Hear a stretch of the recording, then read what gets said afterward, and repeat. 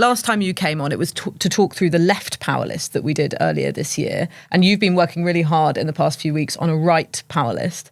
Why don't you tell us why we've done this? Because we are traditionally supposed to be the magazine of the left. Absolutely. So, as you say, the left power list was published in May. We actually intended to do a right power list all along, in part because in some ways it's a more natural exercise. The Conservatives have been in power for more than 13 years now. They still are the governing party.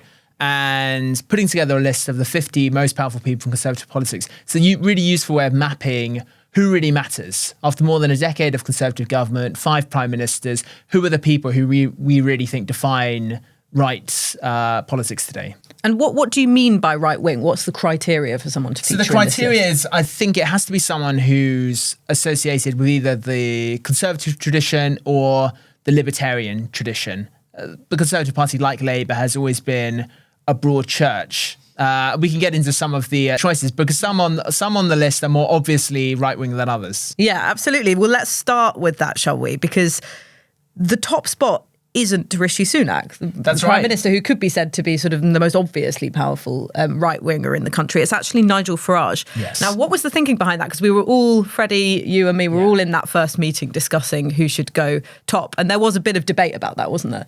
Yes, so on Farage, in some ways, a surprising choice. He's tried and failed 7 times to become an MP. He's not an elected politician now. He's lost his place in the European Parliament following Brexit. In some ways now best known for his GB News show. Yeah. But I think his power has actually grown over time. So Brexit alone gives him a legacy that few post-war politicians can rival. And then who was talking about small boats, first of all? It was Nigel Farage. When he used to do those videos for GB News from the channel, watching the boats come in, he was ridiculed. And I don't think anything is going to change until we have the political will, and this must come from the Prime Minister. We have the political will to change the legislation, and you know, there's talk of turning boats around a channel and all the rest of it. Actually, the real solution is to say that nobody who comes to Britain illegally via these means will be granted asylum. Now, Rishi Sunak has made this one of the government's 5 top priorities. Keir Starmer's talking about how Labour would address that issue. And then more recently on net zero. So at the start of this year, Nigel Farage was saying we should have a referendum on net zero, putting pressure on the government to shift its position. And now Rishi Sunak has done precisely that in his recent speech. So I think in some ways, although it's Rishi Sunak who's in office, it's Nigel Farage who's in power. I'm sure Number 10 were delighted when they saw that entry. And how about King Charles, Freddie? Because I will let our listeners in on a New Statesman state secret. When we were putting the left power list together, he was actually a contender for that as well. And I think a lot of people may think that his politics lie more towards the liberal left side of things. Yeah, and I think we definitely made the right decision in the end. People think King Charles is left-wing potentially because of his environmentalism. They see he cares about climate change, he cares about air pollution, he's very into the countryside, and for some reason, people in the past 10 years or so have associated green politics with left-wing politics. But there is, and I think this is evident throughout the list, there is that strain of conservative thinking that recognises the importance of the environment. I think you might say it's to do with David Cameron and his pivot to green politics at the end of the noughties, but you also see it in people like Rory Stewart, that custodian. Who's also on the list. Who's also on the list, that custodian, warden approach to the environment. We have to look after things. We also have to maintain our voters in rural communities, the wealthy landowners, that sort of tradition. But then King Charles specifically, Will Lloyd wrote a brilliant piece on him back when the coronation happened, and he identifies this thing called traditionalism, which is this very vague ideology, and you see it cropping up in Moscow and Steve Bannon and places like this. But it's basically a rejection of modernity in its broad sense, and you basically replace these themes of progress with themes of decline, and you're trying to preserve the past. And I think King Charles definitely identifies with that. Yeah, there's that sort of patrician, paternalistic nature Yeah. of his instincts, as we see with Rory Stewart as well, in another profile that our colleague Will Lloyd, who you mentioned, wrote recently. Suella Braverman is quite high up. She's number 5. She's third highest cabinet member after Sunak and Jeremy Hunt, the Chancellor. Why is she up there? Because you could say that she's actually failing on her own terms as Home Secretary. Yes, so I think she's up there because of the weight of her influence within the party and the wider movement. So we'd actually put together the rankings before her speech in the US this week, calling for the UN Geneva Convention on refugees essentially to be torn up, radically changed. But that was a principal example of her influence, where really she was departing from collective responsibility there. Number 10, say they approved the speech in advance. Who knows the truth? But the fact is she is powerful enough to depart significantly from ministerial lines to take. Because I think that Sunak has staked so much on being seen to be tough on immigration. It's very hard for him to slap down someone who's going further. Yeah. And she undoubtedly is one of the leading contenders to succeed him in the next Tory leadership election. I think if you look at the Tory membership, they tend to lean right. They elected Boris Johnson, they elected Liz Truss. If Rishi Sunak loses the election as expected, I don't think Conservative members will draw the conclusion that it's because we were too right-wing, we need to go back to the more liberal Cameroon era. I think they'll draw the conclusion that we weren't right-wing enough. We weren't true enough to our convictions. The message was too muddled. And I think Suella Braverman combining both that sort of fervent Brexit religion and a radically tougher approach to immigration and asylum will appeal to them. And of course, she was instrumental in getting Rishi Sunak over the line, wasn't she, in that second Tory leadership race when there was the threat of Boris Johnson re-entering the arena? Yeah, so she has all of the influence within the party that Georgia spoke about, but she's also Home Secretary, which obviously comes with a lot of power itself. We can look at the illegal migration bill, which has radically changed our approach to asylum. She was obviously a key sponsor of that. She led it through. Of course, Rishi Sunak is also taking a very keen interest in migration, and that's part of the reason I think that she's able to step away from it a little bit and not be blamed for the boat crossings. But yeah, she has a huge amount of soft power within the party, but also this hard power that comes from the department. The Home Office is one of the great offices of state, so that explains why she's there. Yeah, and just lastly on the politician side of things, because we do have all sorts of other figures as well. Liz Truss, number 50. I suppose that's sort of understandable given the mistakes that she made during her premiership, but she's still in there. Why is she still in there? Yes, so I think in some ways it's amusing to put her at number 50. When she was Prime Minister, she might have been number 1. She certainly was the most powerful right wing of that mini budget period. You look at the impact that had. Why is she still in there? I think it's because her ideas undoubtedly still have resonance within the party. I mean, to come back to the next leadership election, I don't expect the winning candidate to be saying I'd keep taxes the same or I'd raise them. They're going to be saying they'd cut them, because I think that's another conclusion people will draw. So that trust message, I also think the fact her premiership only lasted 49 days, it means she's been able to spin this narrative of betrayal, that you can't say I was a failure because my ideas were never tried. It's similar to what you hear some Marxists and communists say. So she would always be able to maintain this myth that Trussism didn't fail. It just wasn't properly tried. And Rachel Cunliffe, our associate political editor, obviously regular on the podcast, wrote a very good cover story for us recently on the Trussites' plan to take back control of the party. That far from withdrawing, far from fading into the background, they believe in their ideas more than ever. And I think will help shape the next leadership election. And there's a few other names here. Tim Davie, who is Director General of the BBC, probably one of the most powerful men in the country, right or whatever place on the political spectrum you want to place him. He was a Tory council candidate back in the 90s, and he was also deputy chair of his local association. That was in Hammersmith, I think. Yeah, I mean, the right and the left criticised the BBC for bias. I think we decided essentially that the BBC has this establishment bias. They're often very pro-monarchy. They respect the state. They respect authority within the country as well. They might take what Conservatives might call socially liberal views often, and that's one of the key criticisms over their coverage of Brexit and immigration and policy areas around there. But once you look at how they talk about change and radicalism and moving beyond the status quo, I think you can see actually a bias there, which means they're probably on the right. Yeah, it is one of the more provocative choices. Obviously, there is his Conservative Party background. That's a matter of record. Yeah. We can discuss how much you should read into that, but it clearly means something. And then I think if you look at Davies' tenure so far, he's generally been trying to take the BBC in a more, he would say, impartial direction, but often in practice, I think that supposed impartiality favours the status quo, and particularly the governments of the day, which is obviously the Conservatives. Now, there's an interesting question, which is that if Labour was in power, would that deference to power favour the left more? Then perhaps you might reconsider. But certainly at the moment, I think, partly because of political threats to the licence fee, Tim Davies said openly that he wanted satirists to stop making so many jokes about Tories and go for other targets.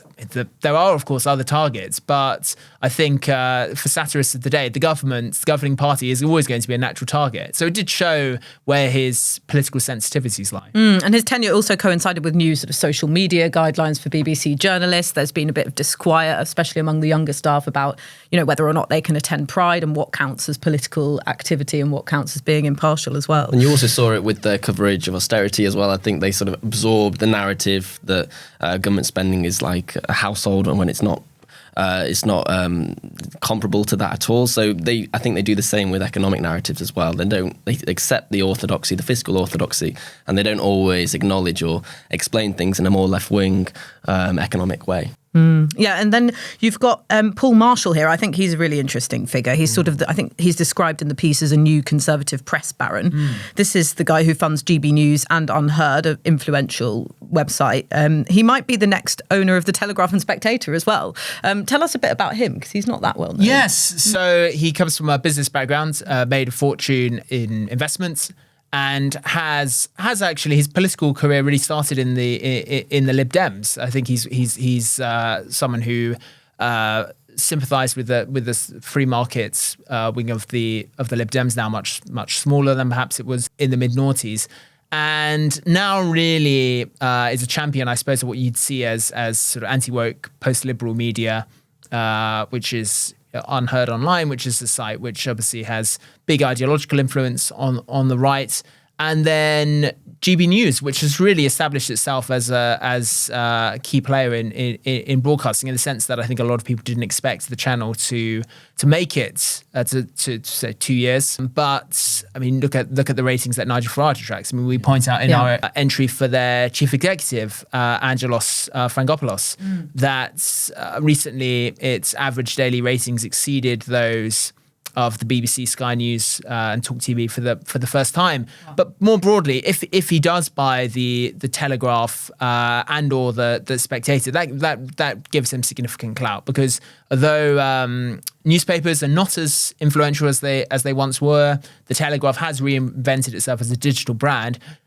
Which is the newspaper that Tory members read the most. It's still the Telegraph. Yeah, I don't think it's a coincidence entirely that they backed Liz Truss and she won. They were obviously huge champions for years of Boris Johnson, and more recently have been big champions of Nigel Farage. So they do count as a player, and owning a national newspaper like that does put you both on the national stage and on the global stage in a way that smaller assets don't. Yeah, and of course, if the Conservatives do lose the next election, these are the outlets that Tory members will be turning to work out who to vote for in that subsequent Tory leadership election, which could change everything about the path that the Conservatives take. Freddie, I wanted to ask you about Isaac Levido, because you've been working on a piece looking inside Number 10. He's an election strategist. He's sort of the heir to Linton Crosby, isn't he? Tell me a bit about his influence. Yeah, so he's been brought into Number 10. I think he's working around 1 day a week. He's taking Number 10 through polling at the moment. So he's going to be very influential on their campaign for the next general election. He's also been very influential in the past. If you look at during COVID, there was even some rumours that he might replace Dominic Cummings. He also came up with the stay-at-home slogan. So he's been absolutely central to Conservative Party internal politics for a very long time. And as you say, Anoosh, he is seen as the heir to Linton Crosby, this Australian strategist who started work with the Conservatives back in 2005, central to Boris Johnson's mayoral campaigns and also the 2015 victory. So, yeah, I think as we progress towards the general election, you're going to see the influence of Isaac Levido rise. I was speaking to some people who are familiar with what he's thinking at the moment. And he's very happy to go for Keir Starmer the man, I think, which is an interesting development. I think lots of people within the Conservative Party see his time at the Crown Prosecution Service as a vulnerability. That's interesting about where they think they need to be going. And then there were also quite a few key figures on the list from number 10 as well. I think we should mention that, in part because they're not that well known, particularly if you compare it to the Dominic Cummings years under Boris Johnson. He was a figure in himself. He made news. People knew him. They don't really know Liam Booth Smith. You don't get him on protesters' placards. No offence to Liam, but no, he's just not the story as such. I mean, I think partly that's because number 10 is actually quite united. Liam Booth Smith worked with Sunak at the Treasury. He's also taken in or brought in quite a few figures from the Treasury as well. So, and you've seen it actually in the recent cabinet reshuffle as well. Sunak is getting quite a tight-knit, loyal group around him, which means that you're not going to get lots of leaks or briefings or infighting that the media learns about. So I think that's tough for your piece. Tough for my piece, yeah. I think tough for everyone at the moment, actually. But good for messaging, good for discipline, good way to implement a plan going forward over the next year. So some of these key figures on number 10 are also really important. Yeah, and our listeners can check out all of the figures in the list online or in the magazine. I did want to ask actually what putting this list together taught you about the state of the right, because we talked a lot about the influence of people who you might call left influencers online when we were doing the left power list, and the sort of decline of the major columnists that you might have featured 10 years ago. Did you notice similar trends in this list? Definitely. I think there are fewer traditional newspaper columnists on the list than there would have been 10 years ago. And you see the rise of new media. I've already talked about some of the GB News figures on the list. There are others such as Toby Young, who's got his own website, the Daily Skeptic, and who he does work for The Spectator, but his main influence is online. Konstantin Kisin is on the list. He's one of the hosts of the influential right-wing podcast Trigonometry. You do still have some more traditional newspaper figures, Ted Verity, the editor of The Mail, Tony Gallagher, the editor of The Times. They still have influence through the stories they break, through the editorial positions they take. But you've got fewer of the traditional gladiatorial newspaper columnists, because I think it's online through Twitter, through YouTube increasingly. For the right, I think it is more broadcast is king. I think for the left, other platforms perhaps matter more. The left is seeking to close the right's advantage there. And zooming out, what else did it teach me? I think it was a measure of how far the politics of the Conservative Party have shifted in a short period of time. Let's say we'd put this list together in 2016, pre-referendum. You would have had David Cameron and George Osborne very near the top. Osborne was Cameron's heir in waiting. After the referendum, the Conservative Party became the Brexit Party when it was led by Boris Johnson from 2019 onwards. Nearly 65% of those on the list publicly backed Leave, including Rishi Sunak, of course. So there's this revealing quote from David Cameron, who at the time of the referendum said, "If we've lost Rishi, we've lost the future of the party." Those words have proved quite prophetic, because there are very few of the Cameroon, the Notting Hill set, those more liberal Tories. In the past, you would have had figures like Daniel Finkelstein, William Hague on the list. Now, can they come back? That's an interesting question. I think all the signs are pointing to a leader far closer to the National Conservative movement. And we've got some of the champions of that group on the list too. Where the right is still divided is economics. So you've got this clash, this tension between libertarians, free marketeers such as Liz Truss, people like Robert Colville, head of the Centre for Policy Studies, and then those more interventionist status Tories, people like Nick Timothy, who are quite comfortable with big government. Yeah, and we're going to see that play out in the next 2-3 years. And it's really interesting looking at the figures who were on the candidates list for the next election. People like Nick Timothy, people like Rupert Harrison, George Osborne's top aide, one of the architects of austerity. So that within these little battles around the country, you're seeing the fight over the broader soul of the Tory party. Yeah, and I do want to mention that only 9 of the 50 are women. Now, are we going to blame that on the right rather than ourselves? It is something that I note in the introduction, because I think it is very telling. Now, what do I think this shows? I think it shows you where power still lies on the right. That the cabinet in its upper levels is quite ethnically diverse. It is not particularly gender diverse. Rachel Reeves would be the first female chancellor. That's telling. The deputy prime minister is Oliver Dowden. Most of Sunak's top aides are men. There is Eleanor Shawcross, the head of the policy unit. Most of them are male. Most of the top editors, proprietors, donors are also male. So there are powerful women on the list. Suella Braverman, Kemi Badenoch, who is another potential future leader. The Conservative Party has had 3 female leaders. So it'd certainly be wrong to claim, as some might, that the right of the Conservative Party are simply dominated by men. But I think this does show there is still that gender divide in terms of who ultimately are the key power players. Thanks so much for watching. We'd love to know what you think. Please make sure you leave your comments below. And if you enjoyed watching this podcast, you can watch more of our videos on our YouTube channel. And don't forget to like and subscribe.